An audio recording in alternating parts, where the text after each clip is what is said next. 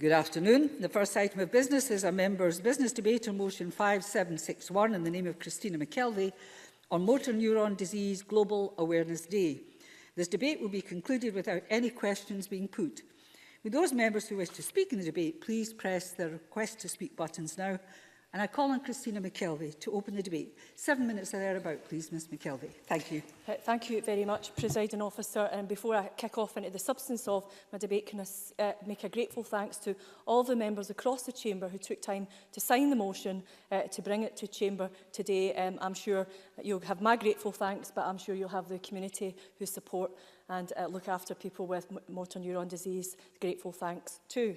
So, Presiding Officers, as I rise today to mark Motor Neuron Disease Global Awareness Day and as part of the Motor Neuron Disease Global Awareness Week, may I thank all the members who have come along today in the Chamber to show their support and their continued support to help the motor neuron disease community and also to find a cure. Can I also warmly invite members to the parliamentary reception I'm hosting in the Garden Lobby later this evening at 6 o'clock, and we can hear directly from Motor Neuron Disease Scotland and their patrons and people that they support there as well. Presiding Officer, as you know, motor neuron disease is indiscriminate.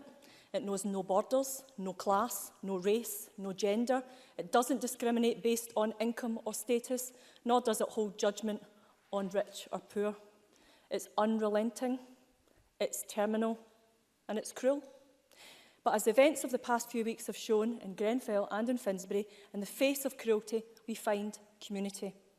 And Global Awareness Day is that community, a specific day that binds people together, a day where we all stand united in awareness of motor neuron disease, and of course, we stand united in search of a cure.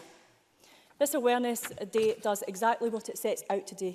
Get people talking about MND, to spread the awareness of the issue, to campaign and to raise money. That money is vital, as it always is. It's precisely why the Scottish Government have listened to Motor Neuron Disease Scotland and why we listened to the late Gordon Aikman, a friend to many in this chamber. Presiding Officer, the Scottish Government pledged to invest more into research for motor neuron disease, and as far as I can see, they're beginning to deliver that. The Scottish Government pledged to double the amount of motor neuron disease nurses, and we now seem to be in a position where that's being delivered too. And the Scottish Government pledged to give motor neuron disease patients a voice. And through the inspirational work of Professor Chandran and his inspiring team, who I've met many times at the Ewan MacDonald Research Centre, that they are delivering to give motor neuron disease patients that literal voice as well as a holistic care approach. But we won't stop there, because we can't stop there. The work of MND Scotland will guide this government into further action, and I know that they're pretty insistent in doing that, as does many of us in the chamber, and I commend them for it. Presiding Officer, as you know, I have a long relationship with Motor Neuron Disease Scotland. Their support, their advice and their advocacy, not only for me, but the 450 people in Scotland currently living with MND, have been invaluable to not just my family, but to many, many families. So let's make no mistake about it. Those living with motor neuron disease don't have long, so we don't have long. It's a race against time that until this moment, the race has only ever had one outcome. The average life expectancy after diagnosis is 14 months. 14 months. That's all. 14 months. In real terms, that is nothing. That's just mere hours with our loved ones, just brief moments with friends. And some might say in Scotland and the United Kingdom, the equivalent of at least 3 general elections. I'm just trying to bring a bit of likeness into that, but that shows you how short a time that people have. Every moment, Presiding Officer, of that time is utterly precious. Every moment is accounted for, and whilst we celebrate in the time that we have left, we must also make the reality better for those who must go through that MND journey. And that MND journey has just been made a little bit easier. In partnership with ScotRail, literal journey I'm talking about here, MND Scotland have only yesterday announced a journey to a cure, a pledge from ScotRail to increase the accessibility of their trains for passengers living with motor neuron disease and many other conditions. But we must also realise that MND isn't just a neurological condition. Where possible, it is incumbent on us to make that journey just a little bit more comfortable for those with motor neuron disease and those who care for them. Which is why I'm reiterating my call today for the Scottish Government to let's get benefits right for MND patients. Let's grant lifetime welfare awards for those living with lifelong terminal illness, because that life is quite short. Time is precious. For those 14 months from diagnosis, time is running out. It's a countdown. The clock is ticking. MND patients shouldn't be at the behest of a DWP official. They shouldn't have to rely on the mercy of an individual in the welfare system. So let us all together ensure that those precious moments that they have left on this earth is spent with happiness and with dignity, not destitution and worry over their welfare. My relationship with motor neuron disease is well told and well versed in this chamber and wider, and I make no apologies for it. 10 years I have been raising this issue in this chamber, and in those 10 years I have seen good advances. For me, since the age of 9, it was an all too familiar disease in my family. And I suppose now at the age of 21, I understand that. Maybe a bit older than 21, but have become much more averse in how it affects other people's families too. So what do we do, Presiding Officer? We honour those people. We honour my dad. We honour my friend Owen McGee. We honour others' friends and our friend Gordon Aikman, Ewan MacDonald, Jimmy Johnson, and my family sends heartfelt wishes to the family of Doddy Weir, and we honour him today and his brave decision to come out and tell us yesterday of his trials with motor neuron disease. How do we honour them? With debates like these, with the reception that you will be also welcome to tonight, with skydiving, with firewalking, with zip sliding and every other thing that Motor Neuron Disease Scotland seem to be able to get us all to do. Our monthly charitable donations and contributions to research and development and support, all of these matter. All of that help matters. And when our friends and their families lose their voices to motor neuron disease, we honour them by raising our voices in this chamber, out with this chamber, and any opportunity that we have. We raise our voices higher in seeking better systems, in seeking support for that research, in maintaining hope. Yes, hope. For some people, when all hope has gone, it is up to us to pick that up and run with it. So, Presiding Officer, if we can do that together, in this chamber, across this land, and across this world and Global Awareness Day, together we can cure MND.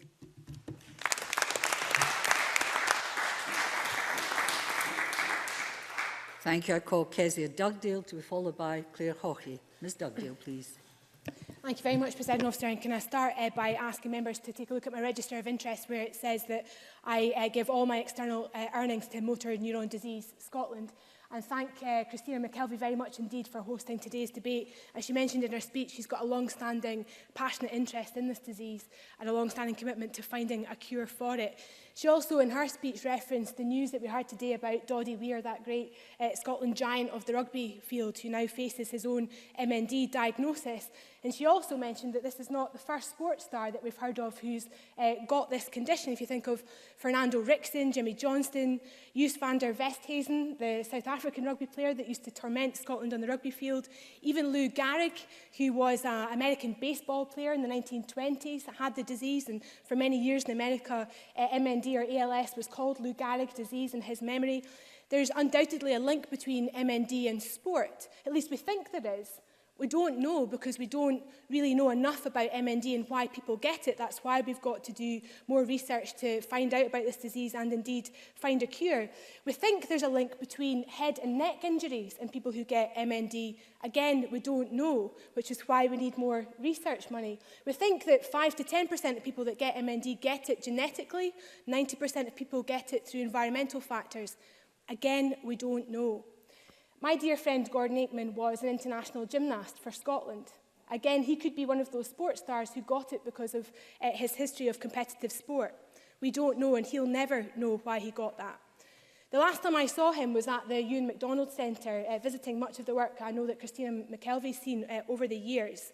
It was, in fact, the last time I saw him was when we were both showing some fantastic new research that Edinburgh University had done using zebrafish, a tiny, tiny little fish which of themselves can grow motor neuron cells, cells which regenerate themselves to affect your muscle tissue, to help you speak, to do everything else. And experts at Edinburgh University now think that they can produce drugs which will help these zebrafish multiply these cells in their body. And once they've cracked that, they can take that technology and use it in humans, and perhaps get humans to regenerate their own motor neuron cells, and that in itself could lead to finding a cure for it. It was truly inspirational to see that work, and it's global and world-leading in its potential, but again, it's poorly funded. There are 3 countries in the world that could find a cure to motor neuron disease: Canada, Israel, and Scotland. Wouldn't it be fantastic if it was Scotland that set a national ambition to be the country that found the cure to motor neuron disease? I would appeal to the Scottish Government to perhaps take on that idea. I left that centre kissing Gordon goodbye. I said I would see him later, and then I never did. So forever we debate the issue of motor neuron disease in this chamber, I will speak in his memory and some of the things I hope that he would want us to talk about. Christina McKelvey touched on this, but we can't ignore the fact today is the day of the Queen's speech. And that Queen's speech will contain further cuts to the social security system that we collectively built as a nation. One of the things that the Tories will cut is the Motability scheme. This is something Gordon had. He got a car, a Jeep car, a high car, so that he could climb into it without having to move his legs too much. The car was adapted so he could use the gear stick. It had additional sensors that acted faster for him whenever there was a danger, so he could respond in time. That car gave him the freedom and independence he needed for 3 months when he was still able to drive. I'm not sure he would get that today under the Tories, and I sincerely regret that. The reality is, though, that we do now have powers in this place over PIP, DLA, attendance allowance, carers allowance. We have the power here to guarantee automatic entitlement to benefits. And like Christina McKelvey, I very much hope the Scottish Parliament will grab that opportunity and run with it. It is MND Global Awareness Day. We have to remind ourselves why we have to keep explaining what MND is and keep telling its story. Christina McKelvey made the point. It's because so many people who get MND die so quickly. It's not like commercially viable enough to spend money researching this disease because people die too quickly to get the drugs they need to cure it. That's why each and every one of us that's been affected by MND needs to use that experience to speak up for this disease and aspire to find a cure here in Scotland. Thank you. Thank you very much. Claire Hawkey to be followed by Donald Cameron. Ms Hawkey, please. Thank you, Presiding Officer, and can I thank Christina McKelvey for bringing this debate, allowing us the opportunity to recognise the important and inspiring work being done by MND Scotland. There can be no doubt that Gordon Aikman's brave and very public battle with this progressive condition, whilst at the same time raising over £600,000 for MND research, has raised both public and political awareness of motor neuron disease and the profound effect the condition has on both patients and their families. Gordon was full of praise for his specialist nurses and carers, and through his Gordon's Fight Back campaign was successful in securing his primary objective of getting the agreement of the Scottish Government to double the number of MND specialist nurses in Scotland. They are now also paid by the NHS, and this allows charitable donations through which MND nurses were previously paid to be channelled into better support, care and research for a cure. We can only imagine how devastating an MND diagnosis is for the individual receiving it. Learning about how the condition progressively impacts all physical functions will be terrifying, and coming to terms with the fact that the loss of mobility and indeed the inability to move at all is unimaginable. Understanding that intimate personal care will be required, the fear that the time will come when communication may come down to electronic aids, signals, or even just the blink of an eye. The understanding that intensive support and loss of independence is inevitable. And then there is the realisation of the impact this will have on your family and friends who have to witness it all. And the absolute knowledge that you cannot do anything to stop this progressive disease. This diagnosis has an enormous impact on the lives and well-being of the patient's family and loved ones. And there is no certainty about the future where patients experience the progression of the disease differently and at different rates of acceleration. 24-hour care is always going to be inevitable, and the financial implications of loss of earnings brings added stress to already unimaginable suffering. Facing into a future of no certainty means that psychological and emotional support are essential for both patient and their loved ones. Importantly, for those affected, MND Scotland offer counselling services and complementary therapies for patients and their families. And in addition to the excellent care given by NHS healthcare professionals, MND Scotland also provide a wide range of other supports for both patients and their families to help them to cope, not only just with the physical aspects of the condition, with things like equipment, loans, services, but also with practical aspects such as welfare and benefits. Whilst good progress has been made on several of the objectives promoted by Gordon's Fight Back campaign, work is still required in other areas, and one of these is on fast-tracking of benefits. It's simply not acceptable that people with terminal diagnosis such as MND should have to wait long periods of time before receiving the DWP benefit awards that they are due and urgently require. And I therefore welcome the work being done on behalf of the Scottish Government by the Disability and Carer Benefits Expert Advisory Group to look at automatic and lifetime awards for those with terminal conditions. With our new powers over social security, the Scottish Government want to stop the revolving door of assessments and the related stress and anxiety that brings for those with long-term illnesses, disabilities or conditions. And in building a new Scottish social security system based on dignity and respect, the Government is committed to introducing long-term awards. Presiding Officer, MND is an illness that currently has no cure, as we have heard, and research is vital, both to help find a cure, but also to improve the lives of those living with MND. On this Global MND Awareness Day, it is right for us to commend the work of MND Scotland in this area. And this week they have announced a further £583,000 of MND Scotland funded research into this devastating illness. And it's right too that members across this chamber should support the efforts of MND Scotland to increase research investment across the UK, to bring more clinical trials to Scotland, and to ensure that as a society we strive to bring a sensitive and dignified support system for those living and coping with motor neuron disease. Thank you. I call Donald Cameron to be followed by Monica Lennon. Mr Cameron, please.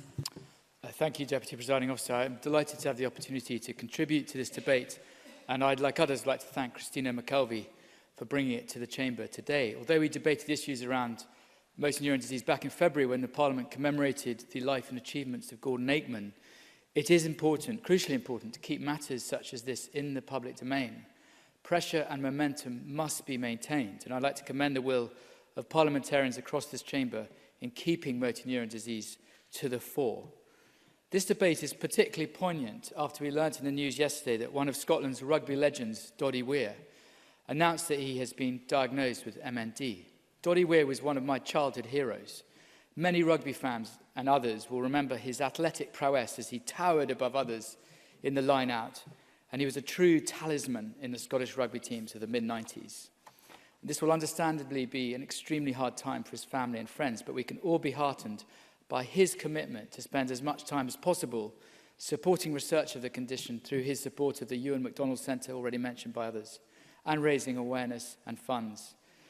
As Claire Hockey mentioned, the diagnosis of a condition like this must feel like a devastating hammer blow, but to have the ability to see light at the end of the tunnel and go out and make the best of the situation is truly incredible. And what's especially inspiring about Doddy Weir is that he revealed his diagnosis yesterday in order to mark Global MND Awareness Day and to raise public awareness.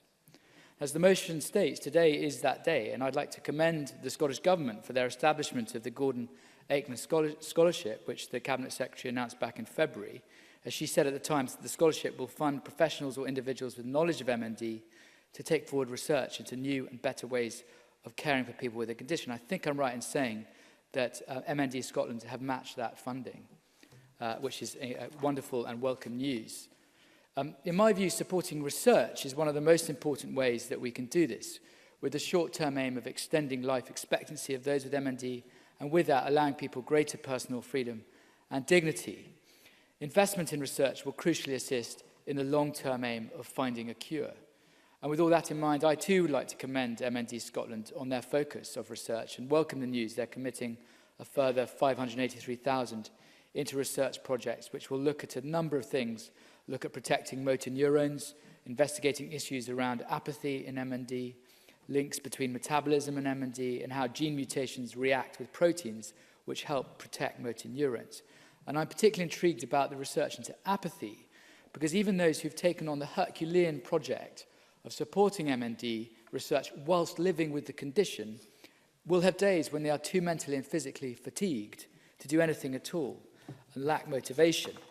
And the aim of this research is to assess the real-life impact of specific types of apathy on people living with MND and their families through the course of their illness. And as MND Scotland say, it's an area which hasn't yet been explored to any great extent, and demotivational problems are rarely assessed in clinical practice. And hopefully such research will help guide intervention and management of symptoms and improve the lives and the care of people living with MND, as well as their families. Now, that's just one snapshot, Deputy Presiding Officer, of the important work going into MND research. I know other members will go into detail into other areas, but it's so important that we in this chamber continue to talk about MND and the work of the many charities and individuals involved in research, involved in fundraising, involved in raising awareness. So can I once again, like others, commend the efforts of organisations like MND Scotland, who work day in, day out to improve the lives of those living with MND and to find treatments so that eventually this condition can be cured. Thank you. Thank you, Mr Cameron. I call Monica Lennon to be followed by Brian Whittle. Ms Lennon, Thank you, please. Presiding Officer. I'd like to begin by giving heartfelt thanks to Christina McKelvey for bringing this important issue to the Chamber today and for all her tireless campaigning over many years. Motor neuron disease is an illness which has a devastating and sudden impact on the lives of those who are diagnosed with it and the lives of those who love them. Being diagnosed with MND, with its cause unknown and still with no cure at this time, is a truly life-altering event. Both the uncertainty of the illness, its pace and the different way it impacts different individuals, in addition to the finality of the diagnosis, all contribute to what makes it so difficult to cope with. The all too quick deterioration from being able-bodied and healthy to succumbing to MND and then being unable to walk or even speak is a cruel and difficult experience for anyone to have to come to terms with. Gordon Aikman, of course, whose name we are all familiar with, was so incredibly brave in the final years of his life following his diagnosis with MND. His relentless pursuit of a cure and the fundraising which has resulted from his efforts are a fitting legacy and a testament to his character. I'd also like to congratulate MND Scotland for their tireless campaigning work and add my good wishes to all who are looking forward to the reception hosted by MND Scotland here in Parliament this evening. I'd like to use the rest of my time in this debate today to talk about someone I know with MND, a constituent of mine whose families have known each other for many years and that I've had the fortune of being reacquainted with over the last few months for perhaps the most unfortunate of reasons. Frank Lyons, who lives in Hamilton in South Lanarkshire, was diagnosed with MND in September 2014. Just months after Frank himself took part in the famous Ice Bucket Challenge to raise awareness of the condition, he started experiencing difficulty swallowing and soon after began to find difficulty with his speech. He was living in Australia at the time where he'd lived and worked with his wife Ray since 2007. When he first went to a doctor, Frank was initially told he'd had a minor stroke, and Ray thought that perhaps it was MS or Parkinson's. It was almost another year before Frank received a formal diagnosis of MND, just before he was due to return to Scotland for a family wedding. He puts the length of time between his symptoms first appearing and a formal diagnosis down to the fact that MND appeared to be less well known about in Australia. Navigating the nuances of a foreign healthcare system was another barrier at first to the Lyons family, confused by the difference between public and private healthcare and unsure about where to go to or who to ask for help. Frank's wife said that their private healthcare often felt like paying more for no extra care or service. At first, they had different people coming to their home, and there was no consistency or continuity of care, so it made a difficult situation all the more challenging to cope with. Being diagnosed with a life-limiting condition in a foreign country with few friends or family to support them, the very least that Frank was needing was someone in his healthcare team who could oversee his care. Once they had a permanent point of contact who did come once a month, things did get better. The experience of the Lions family underlines just how important specialist MND support is. No matter where you are in the world, that continuity of care brings a certain level of peace of mind, knowing there is one specialist point of contact who can direct specialist care. Gordon's success in doubling MND nurses in Scotland and paying them from the public purse simply can't be praised enough. The difference this will make to people like Frank across the country and in the years to come is simply immeasurable. Frank, who has returned to Scotland and is living in Hamilton, has been attending the Kilbride Hospice, which serves South Lanarkshire, as a day patient over the last year. Much like Gordon, MND hasn't slowed Frank down. Although he's lost the use of his voice, he's been campaigning hard to expand the inpatient provision at the hospice, sending countless emails and getting the backing of the local paper, the East Kilbride News, to back his campaign. Because the work at the Kilbride Hospice of the staff there has given Frank and Ray a better understanding of the condition, and he is certain that Kilbride is where he wants to stay towards the end of his illness, should he require that inpatient care. Frank is an inspiration, and it's my continued hope that he'll be successful in his wish to be able to remain at Kilbride Hospice at the end of his illness. To close, for us here in the Scottish Parliament, doing all we can to support the work of campaigners like Frank and MND Scotland to improve the lives of those with this condition, including making sure they receive automatic entitlement and lifetime awards of benefits, and looking again at the provision of free social care for all who need it, has to be the priority. Thank you very much. I call Brian Whittle, who will be the last speaker in the open debate. Mr Whittle, please. Thank you, Deputy Presiding Officer, and I'd like to thank Christine McKelvey for bringing this motion to the Chamber. Now, why are we here today? I've always felt that members' debates often present Holyrood at its best. This Chamber gives us a powerful platform to speak not only for ourselves but for others. Today's debate will be watched online, our speeches will be entered into public record, and journalists perhaps will report what is said through social media. All these things help to spread knowledge and awareness of the important issues which shouldn't be obscured by the fog of party politics. Scotland is arguably more aware of the realities of motor neuron disease than most. That's thanks in no small part to the work of Gordon Aikman, and I'm sure my colleagues across the Chamber will agree that one of the most important legacies of his campaign, Gordon's Fight Back, is the greater awareness of MND, not only among parliamentarians, but the public at large. The desire to spread awareness about MND that Gordon embedded continues today. Sorry. He's going to call me such a big Jessie. Yesterday, my friend... The last thing you are, Mr Whittle, is that. Yesterday, my friend, the former Lions in Scotland Rugby International, Doddy Weir, announced that he had motor neuron disease. No, he's going to call me a big Jessie. No, he's going to call me a small Jessie, because he's the only man that could get away with calling me wee man. I was actually supposed to be playing golf with him this weekend, and he does play golf like a giraffe going for a drink. But it does highlight the indiscriminate nature of this horrible disease. And his decision to speak out and commit to raising awareness about the condition is admirable, and I intend to help him do that in any way I can.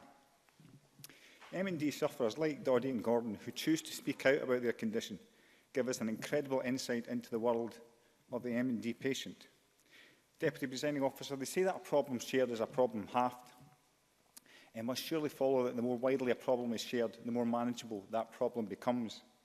Events like Motor Neuron Disease Global Awareness Day are vital if we are to address the kinds of complex problems involved in tackling diseases like MND, both in how we support patients now and how we work to find a cure.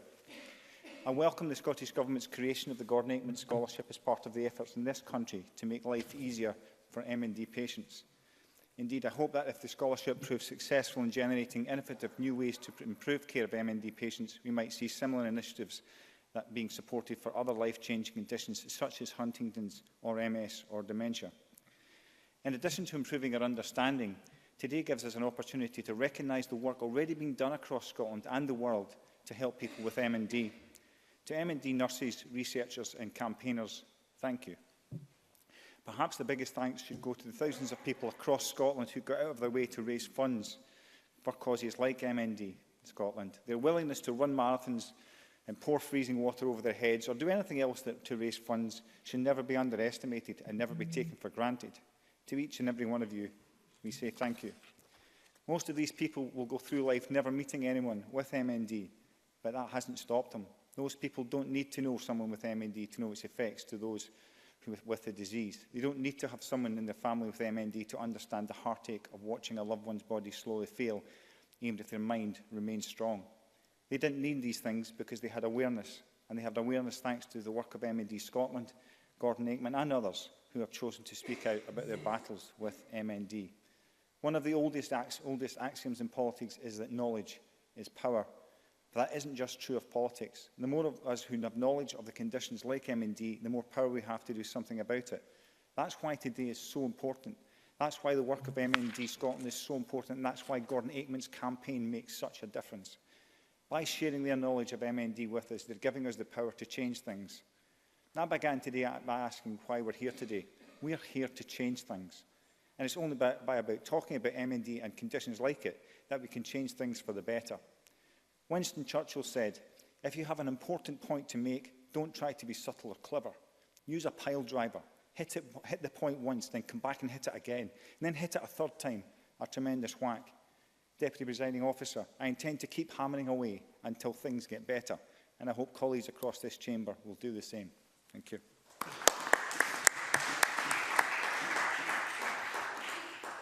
I call the Minister to close with the Government. 7 minutes there, thereabout. Ms Watt. Thank you very much, Presiding Officer, and I'm very pleased to be able to respond on behalf of the Government this afternoon as we mark MND Awareness Week and Global MND Awareness Day. And I thank Christina McKelvey for moving the motion and securing this important debate. Since entering Parliament in 2007, Christina has tirelessly championed MND awareness as a result of her own father succumbing to the disease. And in the contributions we've heard from across the parties, there have been very powerful and personal stories on how MND touches the lives of many, many families across the country. And as Brian Whittle mentioned, just yesterday, his friend Dodie Weir revealing that he had been diagnosed with MND, and I'm sure we all have our thoughts and prayers with him and his family. So many members in this chamber are knowledgeable about MND that we must, I think, be able to crack it as Kezia has as so clearly said that we should be able to do. And it's clear from the remarks of so many members how much of an inspiration the late Gordon Aikman was and the impact his work with MND Scotland has had in transforming care for people living with the condition. As others have said, his campaign raised in excess of £600,000 for MND Scotland. That's an exceptional sum invested in research that is aimed at finding a cure for MND. This government is proud to have worked with Gordon and MND Scotland on the hugely successful campaign. And we're honoured to have played our part in helping to achieve some of the goals that he set, not for his own sake, but to make life better for others. We've invested an extra £2.5 million annually in the Specialist Nurse and Care Fund. As Claire Hawkey said, this has more than doubled the number of MND specialist nurses across the country and ensured that all of them are now funded by the NHS. Rachel Hamilton. Intervention. Monica Lennon made an important point there about specialist nursing care. The Borders Health Board access MND nurses from NHS Lothian, and there are 14 MND patients in the Borders Health Board area just now. The Borders numbers are added to the Lothians to give the nurses that work in this area a ratio of 1.36 patients. And I just wondered if the Minister would be able to tell us if there are any plans to lower this ratio to ensure that patients with MND do receive the best possible care. Minister. Well, each and every health board will have the specialists in relation to what numbers we are, and if we can, make sure that we have a bigger body of nurses and cross-border health board working can achieve that, then that's important. But on the specific issue, I'll try and find out if there's any plans to reduce the ratio, and if indeed it's necessary. So we have, as I said, doubled the number of MND specialist nurses across the country and ensured that they're all funded by the NHS. We've legislated to give a statutory right to communication equipment and support to give a voice to people who do not have a voice or are at risk of losing their own. And we're also paying a real living wage to social care workers, which was another key aspect of the campaign. We've provided local authorities with £6 million in 2016-17 to increase the thresholds at which people start to pay for their care. And working with COSLA, we have already ensured that no one in the last 6 months of a terminal illness pays for the care they receive at home. And as we've set out in both our manifesto and our programme for government, we're carrying out a feasibility study on extending free personal care to people under 65, regardless of their medical conditions. The findings of this study will be given to ministers, I think, at the end of the summer. And significantly, we're investing in MND research, which we all know was hugely important to Gordon. Over the next 3 years, there will be 6 new funded MND dedicated PhD posts in our universities as a result of Gordon's campaign.